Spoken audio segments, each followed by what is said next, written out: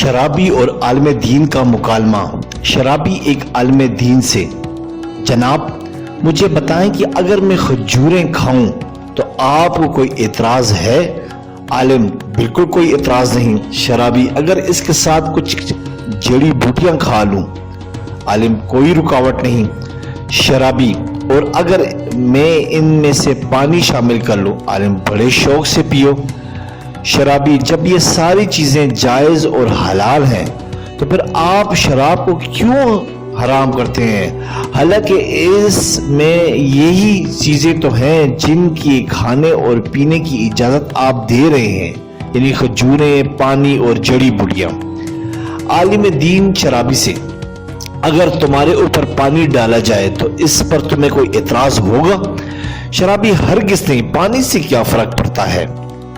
عالم: اچھا، اگر اس پانی میں مٹی گھول دیا جائے تو تم اس سے مر جاؤ گے؟ شرابی: جناب مٹی سے میں نے کسی کو مرتے ہوئے نہیں دیکھا۔